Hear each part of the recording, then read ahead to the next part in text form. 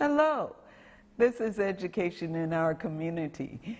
I'm Lora Sall, your host, and today I have a really important topic to talk to you about with our special guests, representatives from the Berkeley Flea Market. I have Lee Glover Holloway from Nunu Desserts. She is a vendor at the Berkeley Flea Market. And I have Andrea Pritchett, who is a board member of the Community Services United. And we're going to hear more about what that group is about. So welcome, Lee. Thank you. And welcome, Thanks so Andrea. much. Thank you for coming. You know, I've heard all of this talk about the Berkeley Flea Market, and I think the community needs to know what's going on. So I appreciate the two of you being here. And let's start with you, Andrea. The fact that you're on the board, but you told us a really special story about the beginnings of the Berkeley Flea Market and some of the exciting things that happened long before the 1986, which is when most people think the market started. So can you talk to us about that? Sure. Well, Community Services United was started. Florence McDonald, I believe, is one of the founders of Community Services United, and it's just a kind of a coalition of organizations that serve the community, and those groups have changed over the years. But back in the day, in 1976, they had the idea to do a fundraiser and to sponsor a special event, which was a market in the northwest parking lot of the Ashby BART station parking lot. And so they encouraged folks to bring their wares down, and it worked out well. And so they kept applying for these kind of one-time permits, and they were getting permissions, and then BART stopped giving that permission. They were like, nah, this is getting out of hand. It's too much. We don't want to deal with it. Well, they had kind of gained a certain amount of momentum, and so the vendors kept coming. And so BART would get the police, and they would arrest them for trespassing. Tell them, no, get out of here. You can't stay. And so it was told to me, I wasn't there at the time, but it was relayed to me that some of the vendors would even board the downtown BART station, get on the BART train with their merchandise and come on down to the Ashby, get off the BART station, and go to the east parking lot, which is on the other side of the Ashby BART station. Meanwhile, the cops were waiting for them in the west side, the west parking lot. And so it was a cat and mouse game. It was sort of like a protest. And so eventually, amongst this chaos, they did work out something with the BART station in 1980. They signed an agreement, and CSU actually did get some permission to have an ongoing weekend flea market. And then there was some disputes about who would actually manage the flea market, and there was a vendors group that was contesting CSU, and so it had to go to court, and ultimately the court decided that CSU should be the permanent manager of the flea market. And so today the Community Services United has, we're a coalition of groups, as I said, so the profits of the market, meager though they are distributed to these really local grassroots organizations. So there's the Street Spirit, which is the newspaper that homeless folks sell. That gets a little chunk. The Berkeley Free Clinic, which provides medical care for no money. There's Cop Watch. There is there's two more. There's People's Park Council, and there is Food Not Bombs. So all of these organizations are benefiting, sort of the poorest folks in our community. So it's wonderful that we've been running. This is, I guess, our 40th year. Wow, 40 years. Now, Lee, are you okay? Yes. No. Can you tell us what's going on now related to the Berkeley Flea Market? In what way? And why are you here today? To represent the vendors we've been given a charge to help keep the flea market where it's at, to increase the vendors at the flea market, to encourage people to come and sell at the flea market. We have some great vendors currently, and we love where we're at.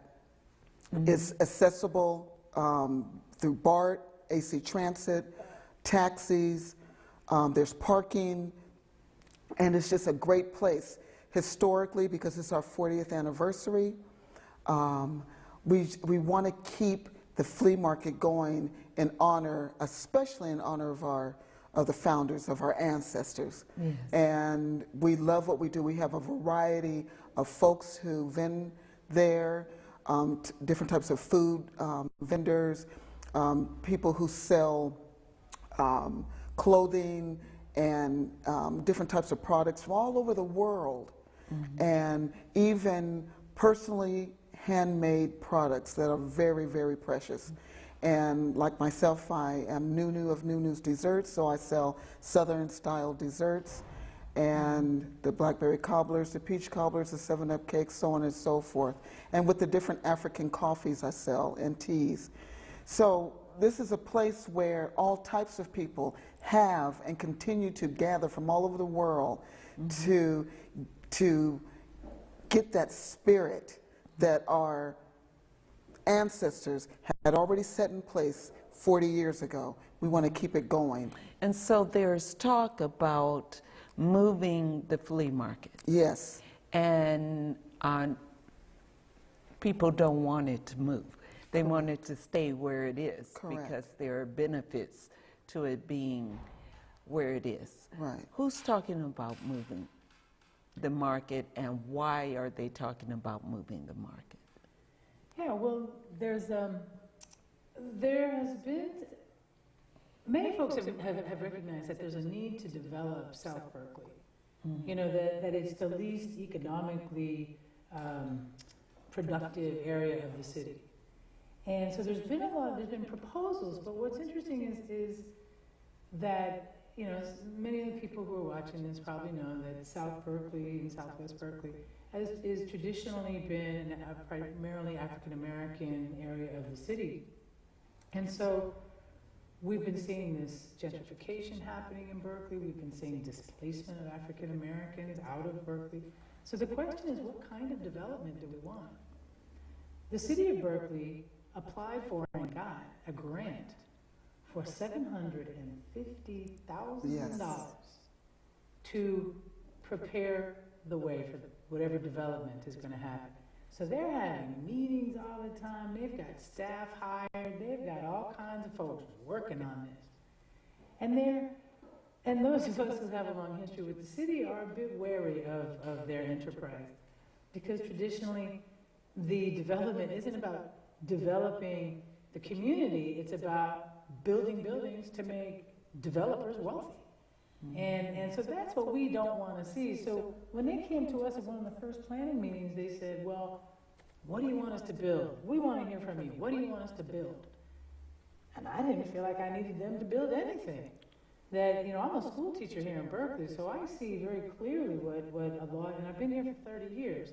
So I know that what's needed in that community are job opportunities. I know that we need affordable housing. I know that we need, you know, educational support and vocational training for young people. I know that's the kind of development that those of us who are loyal to this community are looking for.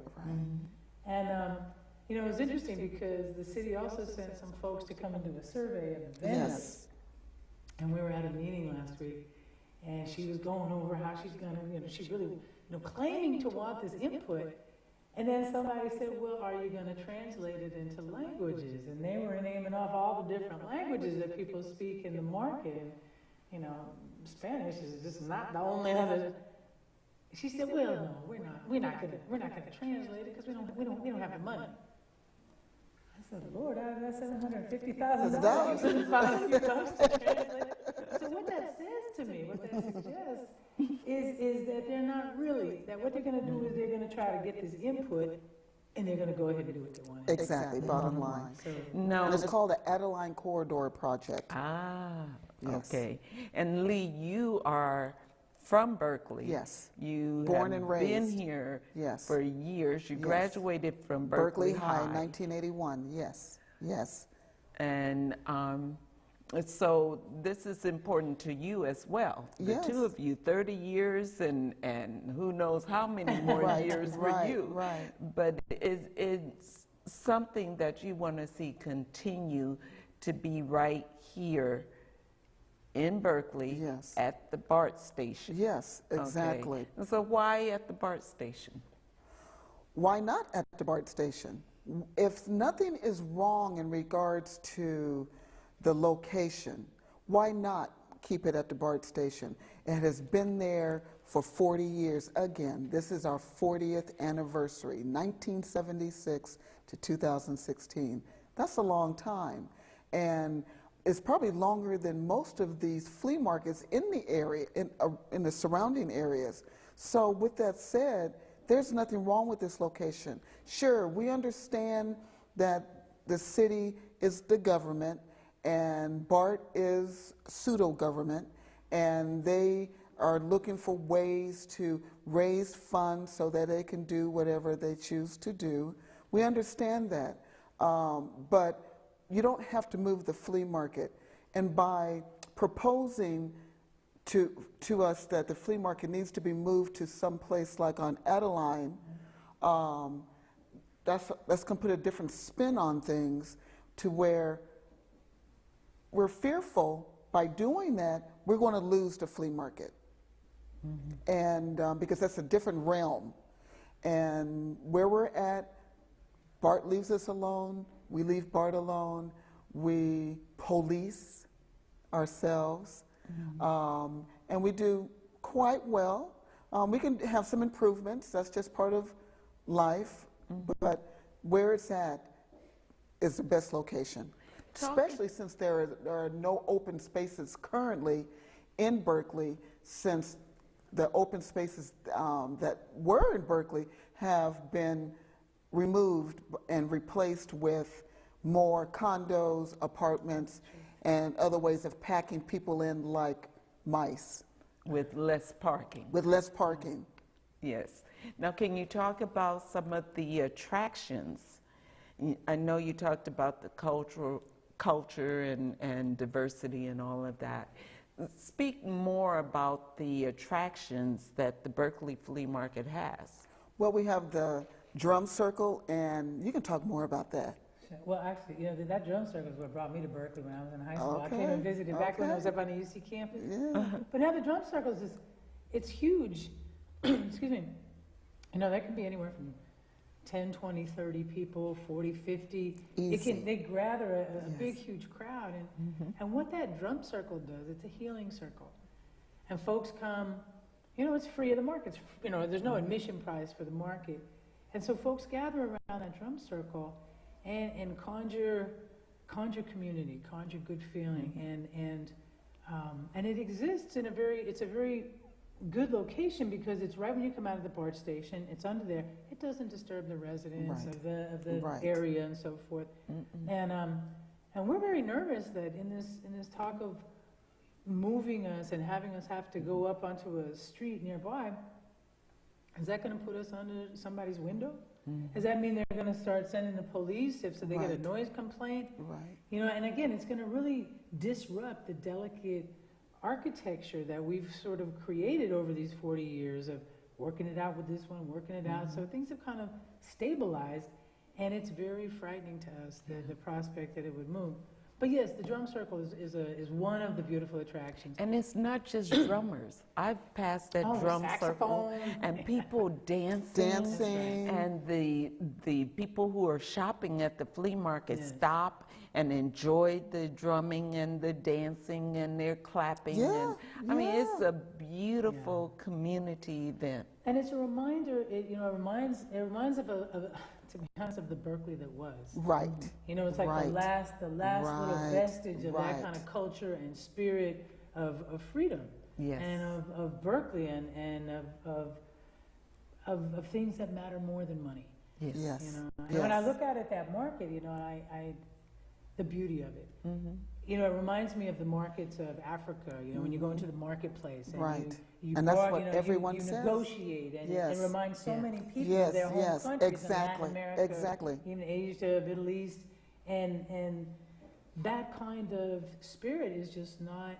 Mm-hmm. And I just the way the city operates, if they put us up there and they say, oh, we're going to give you this and we're going to give you that, but we're going to require that you get this much insurance, and we're going to require that you have this many Right. security guards, and Right. you know, maybe we're going to shut you down on these days, and we're going to be under the thumb of the city. And a lot of us don't feel very trustful of the city. Yeah. You know, especially we were talking earlier about the way that they've dealt with the Juneteenth celebration Yes. in this town, Mm-hmm. and how difficult it has been for the organizers of that celebration to maintain.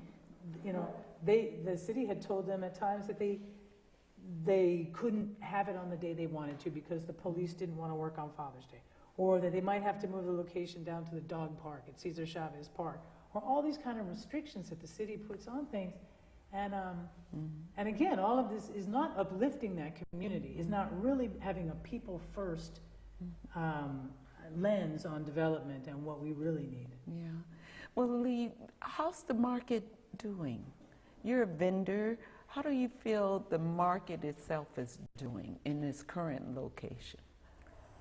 Well, for whatever the reasons, and it's more than one, there has been a decline in vendor participation, buyer participation, and one of the reasons is because the demographics have changed.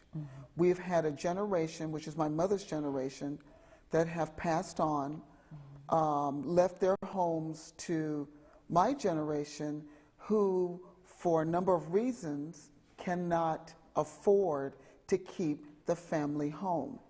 And I'm one of those that have been forced out, economically speaking, out of Berkeley because of that. So that's one of the reasons. So though the regulars that used to come around to the flea market, a lot of them have passed on or moved on. Okay. And so now you have, that I just recently found out, you have these new people who are coming in from other states and other countries who have no idea of this flea market for whatever the reason, because we're right there at a prominent spot, but they don't.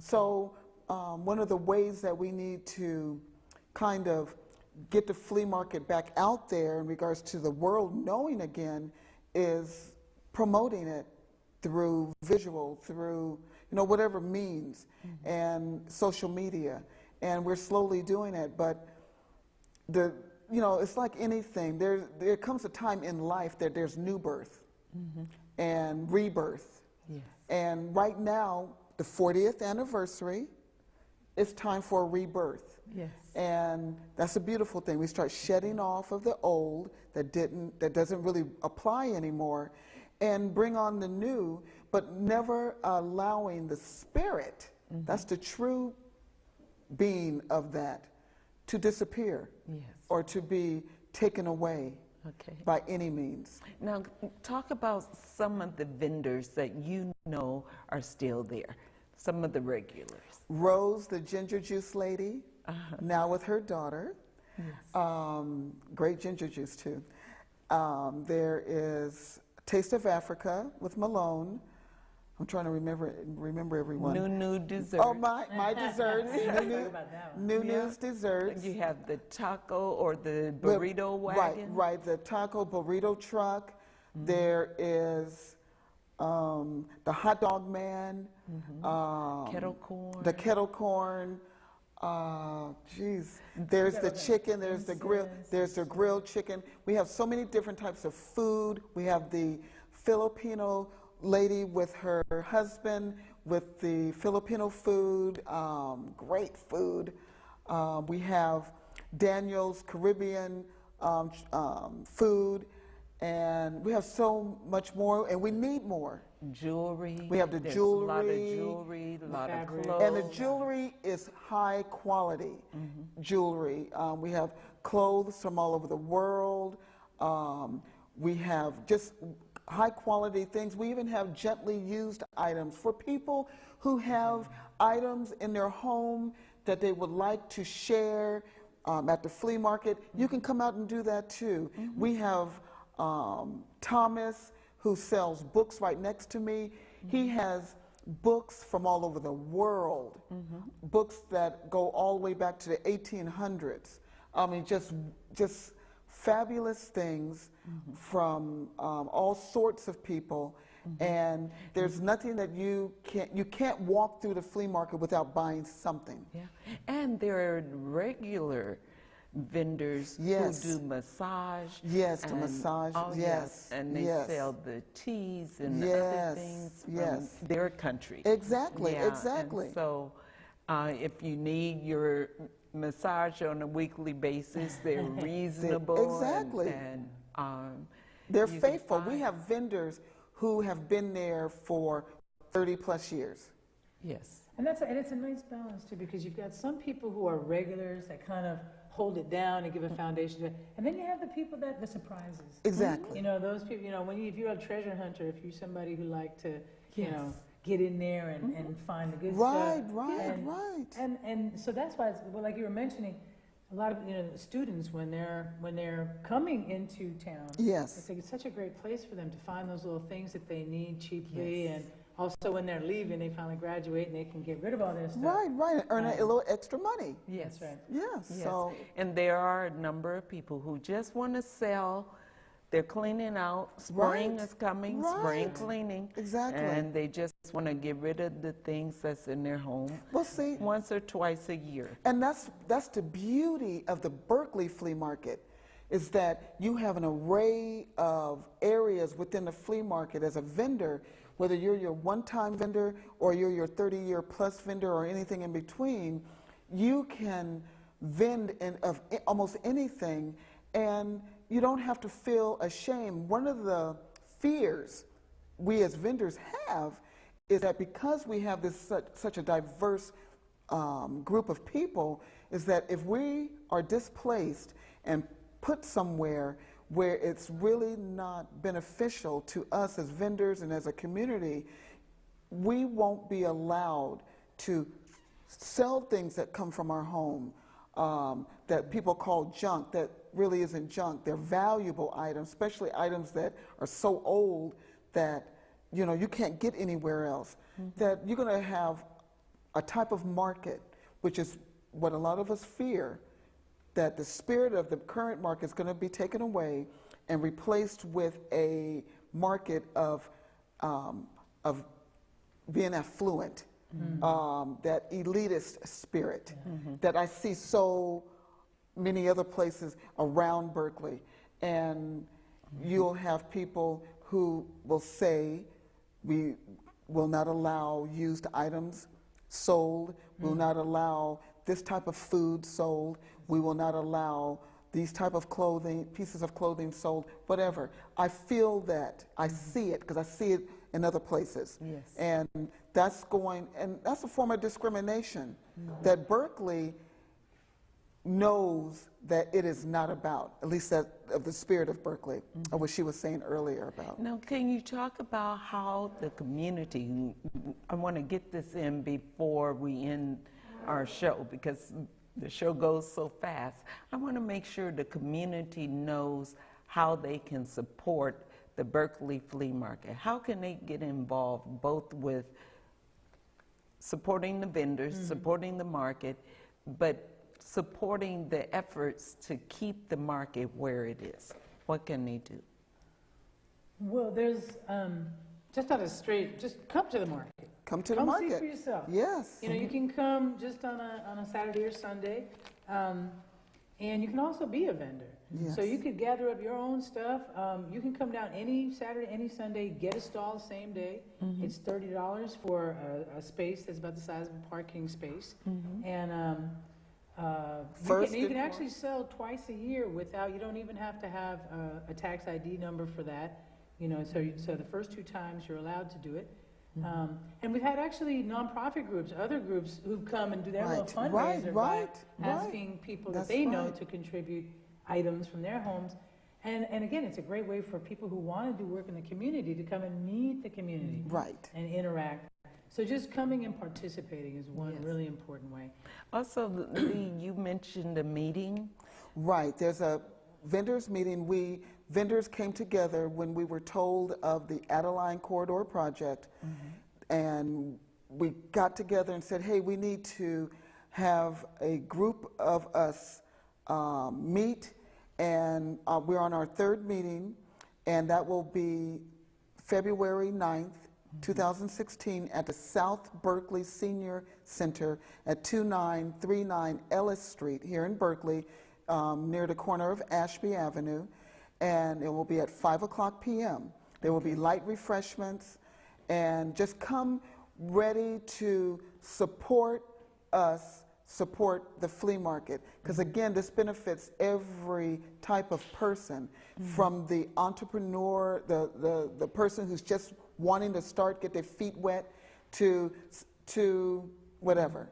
And they can also reach either one of you by calling the numbers they see on the screen. Yes, yes. And pass the word. And please pass the word. Yes. You know, yes. Tell your family members, tell your co-workers, tell your neighbors at the grocery store. But the main thing is to please come out and support us with your dollars. Yes. Because for some people, a lot of the vendors, this is their only source of income. And for other vendors, it might be their second source of income, which helps them supplement their first source. And then for others, it's just making that extra change so that they can do some things, whatever. So yes, spend your dollars with us. Yes. We promise we will give you the best. I want to thank both of you for coming and sharing this information, important 40th anniversary. Information with us. And thank you. And thank you again. So Hope much. to see you in the Thank community. you. Yes, you will. Thank you so much for being a blessing to the community. And thank you all for watching, and we'll see you next time.